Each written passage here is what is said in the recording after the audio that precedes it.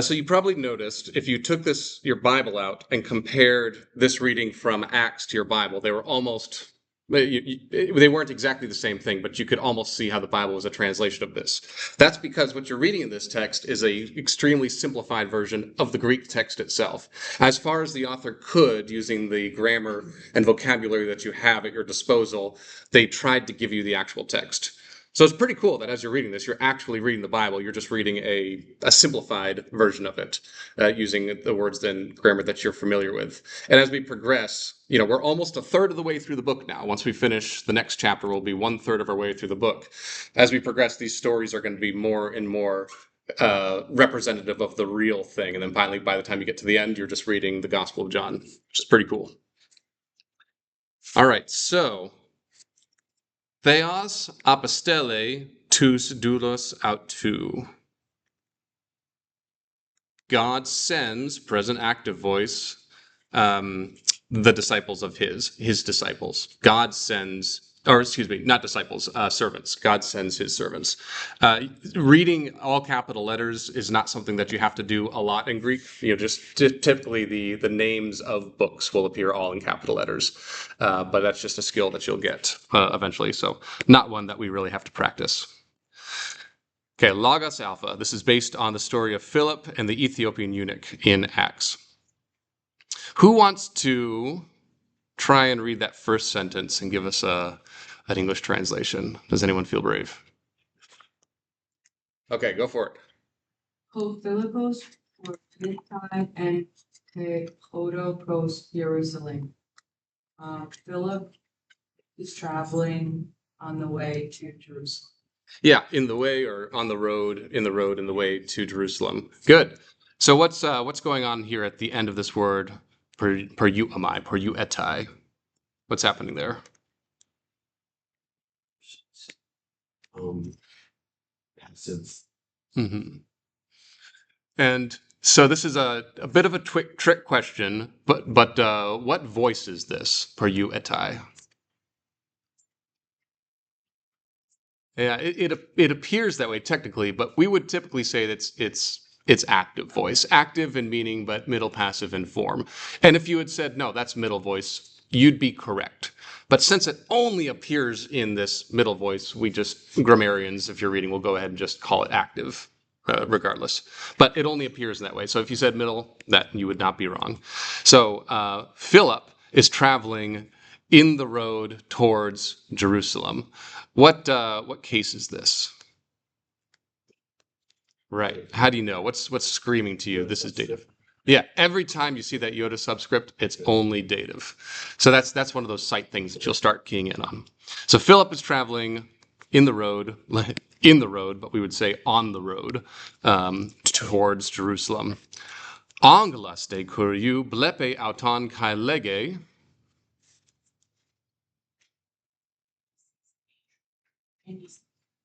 Yeah. Okay. So Angelos, who sees the angel? Or does the angel see him? What's the case ending here, Angelos? Yeah, what's the case of Angelos? Nominative, right. So the angel is the subject. De, remember it's postpositive, so we would translate it here. And an angel of the Lord, genitive, right? Os, u, o, on, oi, on, ois, us. And an angel of the Lord, so angelos de kuriou, blepe, auton, kai lege. An angel of the Lord sees him, auton. What case is auton? Yeah.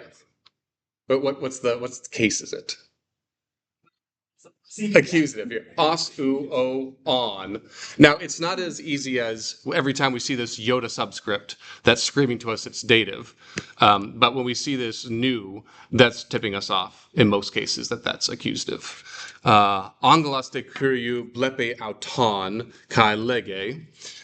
Ha kurios thele se per you esthai. So let's stop there for a moment. What is the angel saying? Who can translate this? Ha kurios thele. Yep. And then say. You. The Lord wants you. Per you esthai. What's this?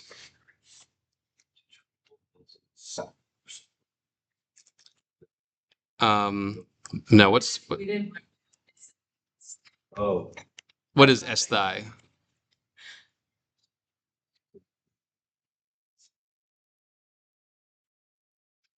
What's this?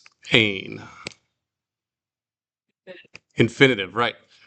But in the middle passive voice, infinitive is esthai. So it's to travel, right. That's another one that you'll just pick up eventually. And if you were reading this, ha curious thele say, no matter what happens next, no matter what verb you see next, you know it's going to be an infinitive because you always desire to something, right? So this word thele, ha curious thele say, no matter what, your brain should already, even before your eyes have swept across these letters, you should know, you should be expecting an infinitive. Ha curious thele se pariu esthai. So this is the infinitive form in the middle passive. Ha curious thele se pariu esthai. Ha curious thele se pariu esthai. The Lord desires you to travel or to go. Ente hodo, on the road. Te apo Jerusalem. Yeah, the road, the from Jerusalem road, or the road from Jerusalem. Kai pros Gazan. Right. The Lord desires you to go on the road from Jerusalem towards Gaza. Haute hahodos estin erimas.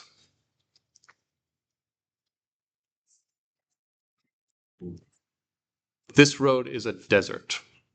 Yeah. So that sounds a little bit strange, but if you read the Greek itself from the New Testament, this is exactly what the angel says to him. So this word eremos, what does eremos mean? Desert or wilderness, right? So that's the literal translation. If you looked it up in the dictionary, that's what it would it would translate to. But remember that words have a concrete meaning, and then they also have a sort of abstract meaning. So what do I mean when I say, "Oh, don't buy your groceries in that town. It's a food desert." What do I mean? There's not a lot of food there. It's a food desert. So don't go on this road. This road is a desert. What is he saying? Yeah, right. There's no fruit here. There's a different way I want you to go, and there is fruit for the not fruit as in I'm literally eating it, but there are works to be done on this road. There are not works to be done over here. So the angel is saying this road is a desert. And that's just the way the Bible is written. If that upsets you, that like, oh, how do I wrap my head around? How do I know that this isn't to be taken literally? Just immerse yourself in the Word of God and see what it does to you. But the angel says, this road is a desert. Yeah, that would be idiomatic. Exactly.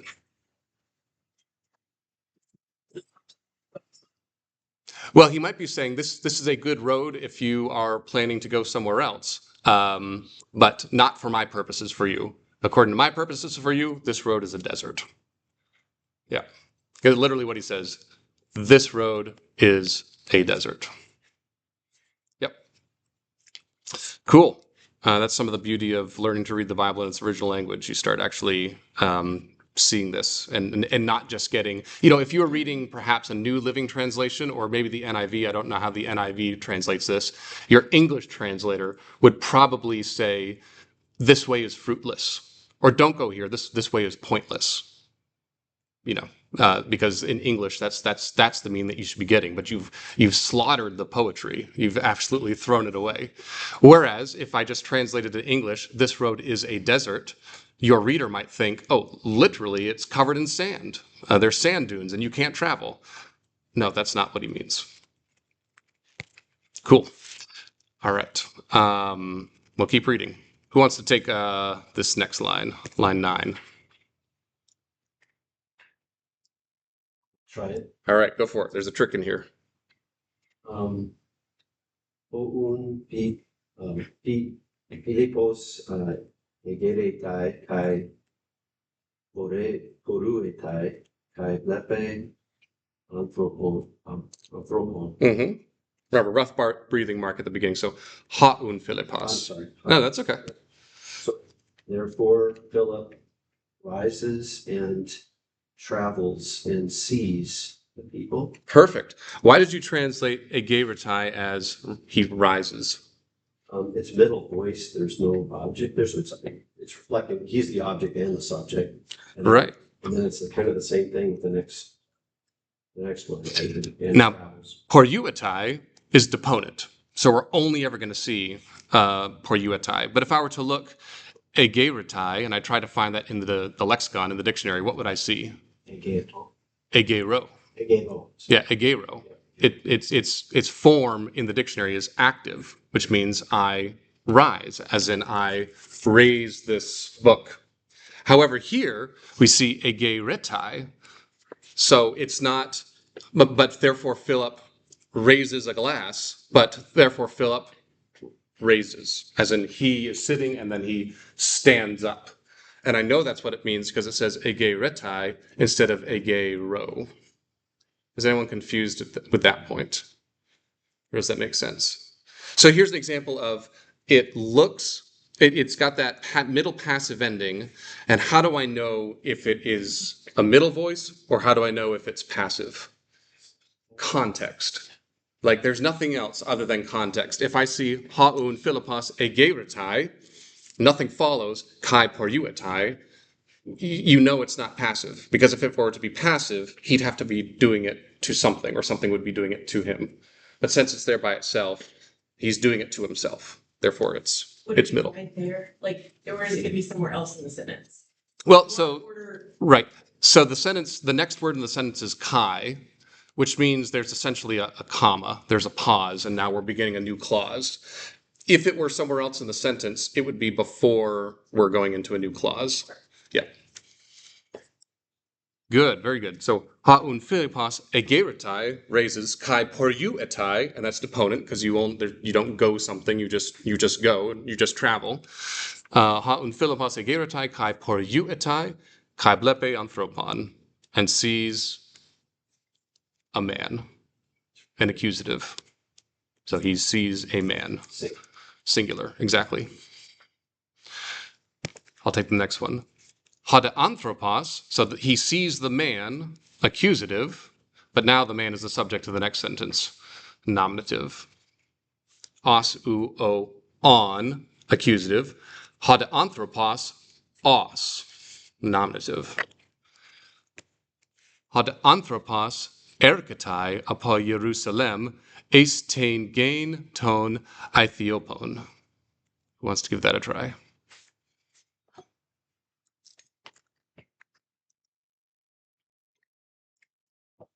But the man, and the man is going, or goes, or comes, apo Jerusalem, eistain gain, so from Jerusalem, eistain gain ton Ethiopon, into the land of the Ethiopians. So towards, if you were to translate this to Ethiopia, that would be fine.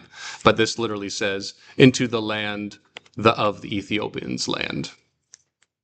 Right, because here, yeah, this is a plural genitive, so of the Ethiopians. Great. Hadatheos lege to Philippo, and God says to Philip, Thelo se erk esthai. What's going on in this word erk esthai?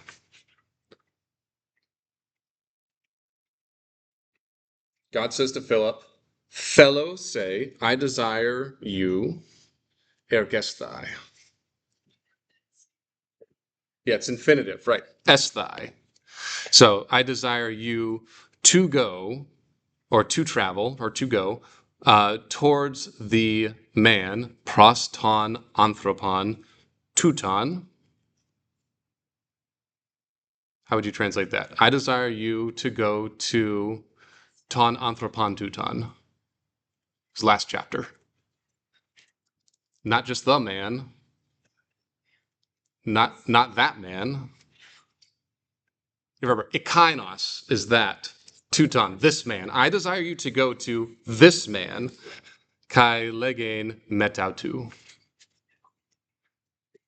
Right. So this is cumulative. Right. We got last chapter the near and far demonstratives. So now it's just assuming you know the near and far demonstratives, and now we're layering something else onto it. If you don't have the near and far demonstratives as sight words yet, remember we have one more chapter, and then we have all summer to start catching up. And like I said at the beginning of the class, I'll give you all a strategy of how to get caught up. Not just do it all again, but a way to approach it so that these start to become sight words. Right. I desire you to go to this man and speak with him. All right, line 14. Hoda Philippos akue tu anthropu tutu. Let's give that a shot. And Philip akue hears.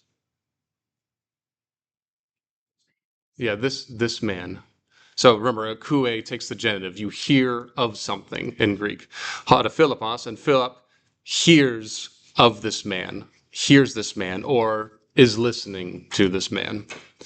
Ti lege ha anthropos hutas. Yeah. Yeah. Yeah. What is this man saying? All right. Somebody take this sentence here, beginning with lege tus lagus.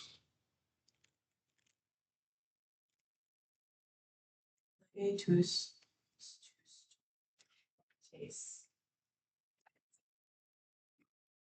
Yeah. Isaiah. So lege tus lagus tus tu prophetu Esaiu. Right. So he's speaking of the words of the prophet, and we know it's prophet. Look at all this genitive. These are just genitives stacked on top of each other. He speaks of the words, the words of the prophet of Esaiu. Esaiu. Yeah. It's technically you'd pronounce this Esaiu, not Esaiu, but Esaiu. And the reason is it's not an umlaut. These two dots here, we've got the iota with the two dots over the top. That's called a diaresis. You don't need to know that word, but if you do, great. It's not an umlaut, but what a diaresis does is, how would you pronounce alpha iota as it's pronounced right here? If you saw a word with alpha iota in it, I, right? What a diaresis is doing when you see it over the iota is it's saying that's not a diphthong, and we're going to split those two and pronounce them with two different syllables. So instead of Isaiah, we'd say Isaiah. And if you just said Isaiah, that's okay. No one's going to call you out. But it's technically Isaiah, or splitting those vowels and making two syllables. Yeah. What is this man? What is this man saying? He's saying the words of the prophet Isaiah. Lege Philippos to anthropu tuto. And speaks Philippos. So this is nominative. Philip speaks to anthropo tuto. To this man. And what does Philip say? What's this? Ace. Genoskes. Yeah. So, do you know what you're saying? Do you know what you are saying? So here's Philip walking down the road. He sees the Ethiopian eunuch, and he's reading from the Isaiah scroll. And you don't have enough words for me to say that, so the author is simplifying it. So he's saying the words of Isaiah. And what is he saying? Philip says, "Do you know what you're saying?" Apokrinetai. Super common word in the New Testament. Answers, right? It's a deponent word. Apokrinomai is the way it's going to appear in your lexicon. Apokrine etai. What's that ending? Everyone say the middle passive endings with me. Omai e etai amatha este antai. You should know that as well as you know o ace a amen ete use, because you're going to be seeing him all the time now. Right. Omai e etai amatha este antai. Say it again. Omai e etai amatha este antai. Perfect. Yeah. You should be able to say that just like oase amen ete use, because it's going to be in your reading. Genoskes ti leges, apakrinatai de ha anthropos kai lege. And the man answers and says, U dunamai. What does dunamai mean? Yeah, ability, can, able. But you'll notice when you look at dunamai, it's not dun omai, it's dun amai. There's an alpha here, not a oh my, but they've turned it into an alpha. Why is that? This is the first irregular verb other than to be that you've gotten. Now, you should be able to, if you were just reading and you weren't like taking apart every letter as you should if you're sight reading, you would read dunamai and you would think, yeah, that just means I can, I am able. But it's slightly irregular, as in it's not dun omai, it's dun amai. Why is that? Natural development of the Greek language. That's just what happened. So dunamai, nothing special going on here, just am able. But we've got the negative particle here, dunamai. I am not able, genoskein, to know hati uk echo didaskalon. Because I don't have a teacher. Right. So he's reading the Old Testament and he says, I don't know what this means because I don't have a teacher. U dunamai genoskein hati uk echo didaskalon. Line 20. Haun Philippos archetai legein. Not just Philip says, but what's this word archetai? Let's say again. Begins, right. So this is this word archetai is very similar to another word. If you remember from your vocabulary, you have the word archo ending with an omega. What does archo mean? Now, archomai is to begin. What's archo? Rule. Archomai, spelt the same way but with a different ending now. What does that mean? To begin. Two different words. So we've got the same stem, alpha, rho, chi, arc. But then if we have arco, it means I rule. But if we have arco my, it's I begin. There's nothing to read into it there. Just know that you've got this same stem, arc, but if we're seeing it in its deponent fashion, it means to begin. But if we see it with the very predictable active endings that we're used to, it means rule, as in what a king does. Okay. That's one that if I was reading this myself and I wasn't preparing to teach it, I would have just glossed over that and I would have known what it means. So that means that as you are just seeing these words in context and you keep reading and you do this for years and years and years, you'll just know what that means in the right context. Haun Philippos archetai legein. Therefore, Philip begins to speak. Peritu prophetu. Yeah, about the prophet. Kai tu Christu. And of Christ. Kai tes hamaties. And of sin, kaites zoes, and of life. Right, these again, just all these different kinds of genitives stacked on top of one another. Some of them masculine, some of them feminine. And he begins to speak of the prophet, and of the Christ, and of sins, and of the life. And sorry, not and of sins, but and of sin, and of the sin, and of the life. But in English, we'd say and of sin, and of life. And any questions with that sentence before I move on? Am I going too fast? That instead of just putting it in a series of commas to say, and the, Yeah. or is that the? No, that's pretty common. Okay, Yeah. In English, it's strange using this word "and" over and over again, unless you're really excited. And we went to the park, and then we saw a dog, and then I pet the dog, and it was great. You know, that's kind of strange. In English, we put commas in. But remember, Greek doesn't have punctuation. There are no commas in Greek. So you got to put that word chi. That word chi is your comma. Again, an English translator would probably omit all those chi's and just put commas in.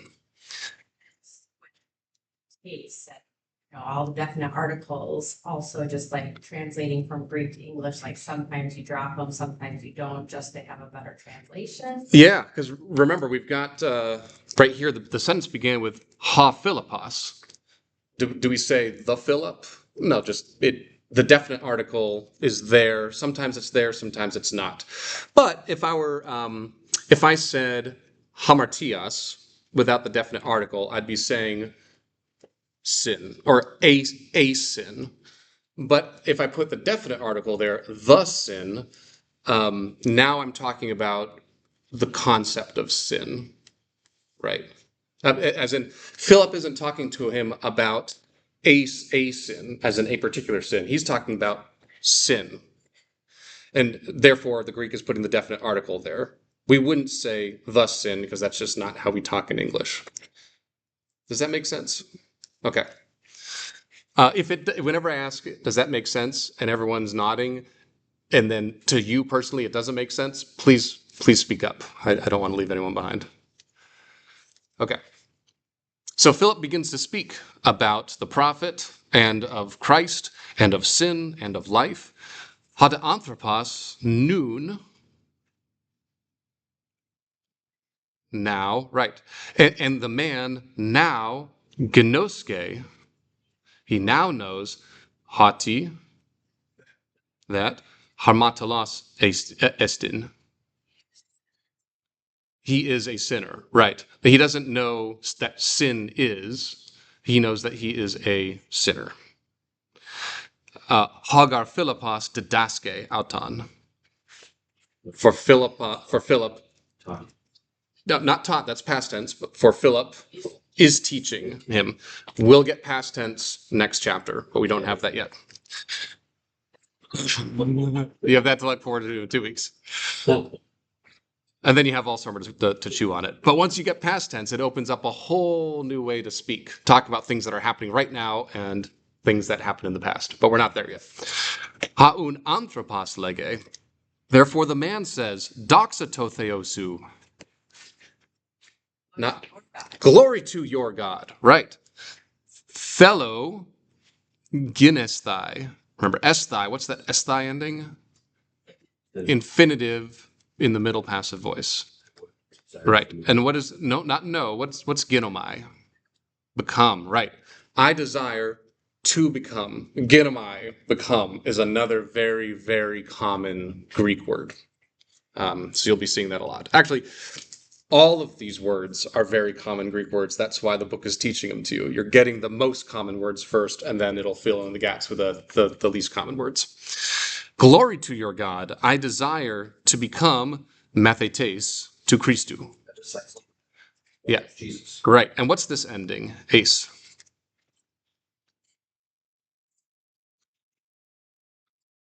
What is it?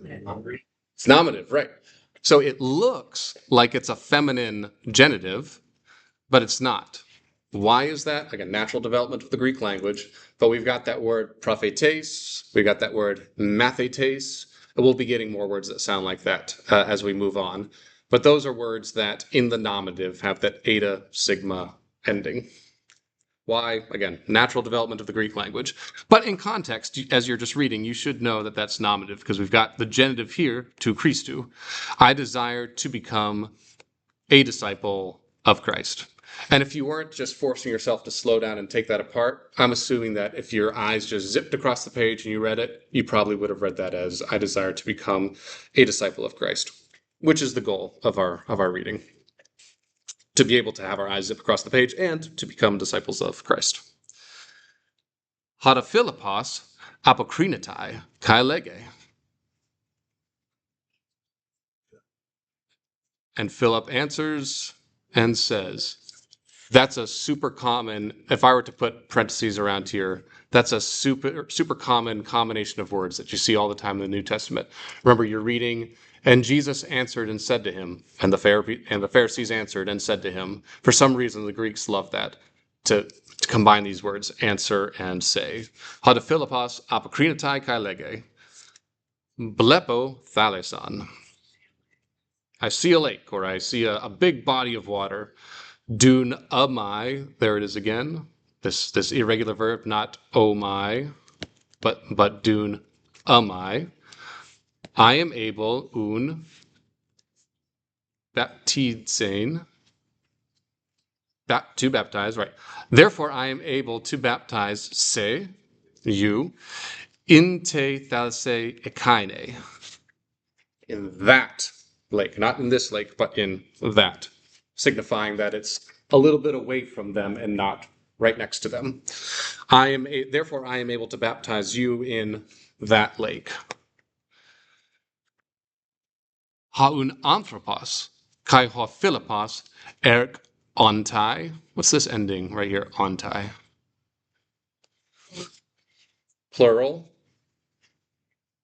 They. Yeah, so third plural. It's a deponent word, but we would say a middle passive. Haun anthropos, therefore the man, kai ho philippos, and Philip, erkontai, go. Yep. Prostein thalason, towards the lake, kai ho anthropos, baptizetai. Baptizetai, how do you translate that? If I were to look up the word baptize in the lexicon, in the dictionary, what would I see? Baptizo. Right. Because it appears in the active voice in its standard form. But this isn't active. Remember, what are the endings? Omai e etai, amatha este antai. So omai e etai, so third singular, baptiz etai. What is baptiz etai? Is baptized, right? Passive voice. Kai ha anthropos baptizetai, and the man is baptized, it's not baptized, but the man is baptized, pupo tu Philippou, by Philip, right? So there's another example of, I saw baptizetai. How do I know if that is a middle voice or if that is a passive voice? Context.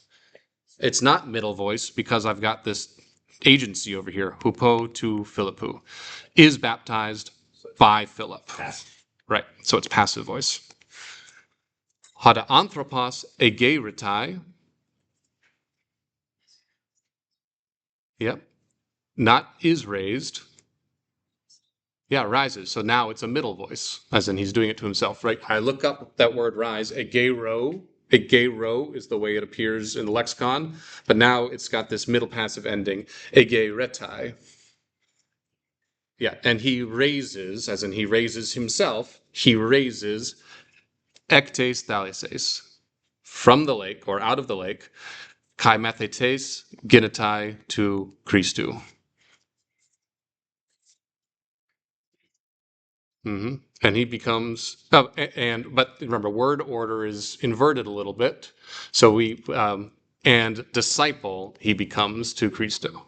So we've got this word kai. So we've got a new sort of clause beginning, and they front loaded this this word here, mathetes, rather than genetai mathetes. It says mathetes genetai. So the emphasis is on this word mathetes. And he becomes a disciple of Christ. Right, in English we'd say he becomes a disciple, but here in Greek they're saying, and disciple he becomes of Christ. Allah uk akue udablepe ton Philippon.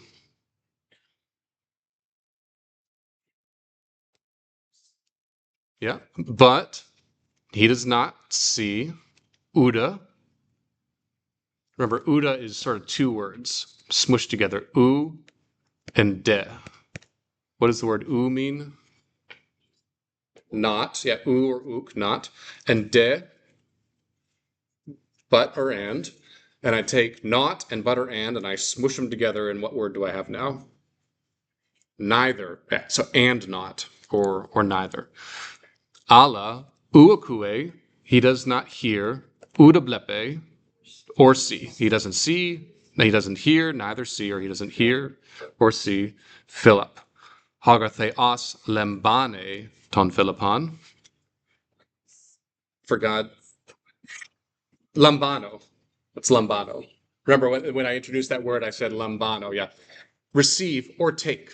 For God took Philip, kai apostele auton eis isoton. Isoton. Yeah. And sent him to Azotus, as it would read in the New Testament, but Azoton. Great. All right, what did you think of that? Cool? Mm-hmm. Yeah, that's why we're doing this. That's why I give you the material. You have 2 weeks to sort of chew over it and let it marinate. We come together and we do it together, and I help you through it. And then you have 2 more weeks to now let it marinate again. That's sort of the rhythm of the course. So from John chapter 1, it Sure. has an NRK. Uh-huh. Is that the idea of beginning, or is that literally like a beginning? Beginning, like a noun in the beginning. Like it's a noun. Okay. Yeah. Got it. Yep. In the beginning. Perfect. Okay, we have about 15 minutes. I would love to get into the next chapter a little bit. Or not next chapter, but the next story. Because this is a fun one. Remember, in the first week, I had taught you that the Old Testament was written in what language? Hebrew. But at the time of the New Testament, there was a very popular translation of the Old Testament in Greek called the Septuagint. Got its name from Sept 70, because it was said that there were 70 translators that worked together. That's why it gets the name Septuagint. And whenever you see LXX, that's Roman numerals for 50, 10, 10, 70. So they call the Septuagint the LXX, which means there's 70 translators that worked on it. As the story goes, and Augustine believed this, he believed that the Septuagint was the definitive edition. The way he tells the story, there were 70 people all put in separate rooms, and they all translated the Old Testament independently of each other, and then compared their translations, and they were all exactly the same. Therefore, they know that the Septuagint is the translation. I don't believe that story, but Augustine believed it. Yeah, the Septuagint. So this is just like that other story was a simplified version of the New Testament. This is a simplified version of the Septuagint. Why is the Septuagint important? Well, whenever you're reading the New Testament and it's quoting the Old Testament, the New Testament author is not retranslating the Hebrew. They're pulling from the Septuagint. So what was Paul's Bible? Paul's Bible was the Septuagint, and the New Testament authors. That's what they used. Yeah. So remember, there are Jews that are not living in the Holy Land, and the Holy Land has been heavily Hellenized. So Greeks are everywhere. The Gentiles are everywhere. Romans are everywhere. So it's not just the Hebrew of David's day in which everyone is speaking Hebrew. It is Aramaic is the common speech, but then there's also Greek and Latin all over the place, and it's a very cosmopolitan area. Probably in the synagogues they're reading Hebrew, but as they're speaking in regular parlance, it's Greek and or Aramaic. Okay, I wasted 5 minutes with that factoid, but let's keep going. Exodus 3 and 4. Hatheos lege to. How do I pronounce this? Mause, right? Because we've got that diaresis, not mause as if of a umlaut, but mause, splitting those vowels. Right. Hatheos lege to mause. God says to Moses, "Ego eimi hatheos." I myself am God. Tu patros su. of your fathers. I am the God of your fathers. Theos Abraham, kai Theos Isaac, kai Theos Jacob. Jacob. Right. We would sort of read that as I am the God of Abraham and the God of Isaac and the God of Jacob. But the Greek authors have omitted that genitive, and they were just saying this is the Abraham God, this is the Isaac God, this is the Jacob God. But in English, we'd say God of Abraham, God of Isaac, God of Jacob.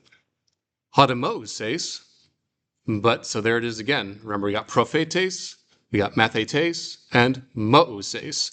And we know that mooses here is the nominative because the definite article never lies. Hodemoses, uthele blepen. He does not desire to see, to prosopon to theou. The face of God. Prosopon means face. He does not desire to see the face of God. Kai lege auto hotheos. Who's speaking in this sentence? Kai lege auto hotheos. No, not Moses. Who's speaking? Who's in the nominative? Hotheos. Nominative. What is this? Auto. Dative. To him. And says to him, God. And God says to him. Blepo, I see, to kakon to Pharaoh. I see the evil, or I see the wickedness of Pharaoh. Kata tu lau mu. Against. How do you know that kata is against? Right, both of those. Context would be the correct answer if you're just reading and that's what your brain sees. But technically, yeah. Tu lau. What's the other meaning of this word, kata? According to. In which case would it take to mean according to? Accusative. How do I know that? Well, just remember that when you open up the Gospels and you see the header, the very first words you see in the Gospel according to Matthew is kata markon. It's got that new ending, so it's accusative. Kata markon, according to Mark. But in here with the genitive, kata tu lau, against my people, mu. So I see the wickedness, or I see the evil of Pharaoh against my people, the in Egypt ones, to en Aigupto. I see the evil of Pharaoh against my people in Egypt. Or literally, the in Egypt ones. My people, the ones who are in Egypt. So, or I see the wickedness of Pharaoh against my people in Egypt. Does this definite article here seem redundant to you? Against my people, to en Aigupto. Remember when we were working with adjectives, we would say, I see the man, the tall one. It's literally how we translate it in Greek. But in English, we'd say, I see the tall man.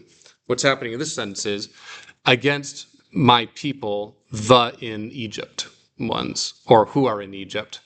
Or a good translation would say, I see the wickedness of Pharaoh against my people in Egypt. Kai hai phonai auton. Phonai. What's this word? Phonai. Voices, right? What's in your pocket at all times? Your telephone, right? Phone, phone, sound or voice, and it's what number is this? Singular or plural? Plural, right? Hi, phonai. The voices, auton, of them. I hear their voices. Or, sorry, I hear their voices. It's, and their voices, aku ontai. If I look up akuo in the lexicon, what do I see? Akuo. But this isn't akuo. This is omai, e, etai, amatha, este, ontai. And their voices their voices are heard. Because it's this passive. Their voices, and I know it's passive because it's got ontai. By me, right. Their voices are heard by me. Everyone see that. It's important that you understand what I just said because we're going to be seeing middle passive voices all the time from this time forward. Dropping the Omicron, all because the next one begins with. Oh, hupo, yeah, hupemu, right, exactly, because this is a vowel here. So rather than hupo, that's dropped, and we see that apostrophe that stands in for the o, hupemu, right. But does everyone see hyphonai auton akuantai, hupemu? Right. So this is what you do. As you're reading, you see you're used to hearing o ace a amen ete use. We've been doing that the past 8 chapters, but now you hear ontai, and so you know that that's not the active voice. So what is it? Or it could be deponent, right? It could be deponent. And so if you're wondering, is this deponent or is this a middle passive? Well, keep reading. By me. Well, there's only one kind of verb that would precede by me, and that's this passive. Right. Again, I'm not expecting you, nor should you feel anxiety if you can't recognize that by sight right now. You've only been chewing on this for 2 weeks. And I suspect probably midsummer is when you're going to be able to sight read that, or certainly by the end of summer, because you'll just be seeing it over and over again. Like we're still in the learning phase of middle passive. So if you don't recognize it right away, that's okay. Okay. It's just so awkward because you would say, I mean, I would think, because my voice is my people and I hear them Mm-hmm. instead of saying it this kind of backwards way. And their voices are heard by me. Right. Yeah. I don't know what the Septuagint says, but I'm guessing the Mark Jeong right now is just trying to use this middle voice so you can see it. Yeah. It's just not But I would say hearing. the density that you're seeing these middle passive voices is about representative of what the Greek text itself looks like. So you definitely need to know it. Okay, let me try and finish this paragraph in the time we have left, and then you'll have to do the rest on your own. And please always email me if you have questions. Okay, and their voices are heard by me. Thelo un sotsein autus. Therefore I desire infinitive to save them, plural. Us. Oi on ois us. So as u o on, oi on ois us. I just keep saying that because repetition is key. Therefore I desire to save them. Gnosko. Yeah, and then gar. Yeah, right. So we've got this word showing up, gar and un. There's a nuance that's not being captured here, but in this instance, they're both therefore or because, which is kind of the same word if you think about it. Therefore, I know, or excuse me, gar here would be more because I know that douloi, asin, Slaves. they are slaves or they are servants, but they are slaves to Pharaoh. Yeah. Because I know. Gar ganosko gar hati douloi asin to Pharaoh. Apostello,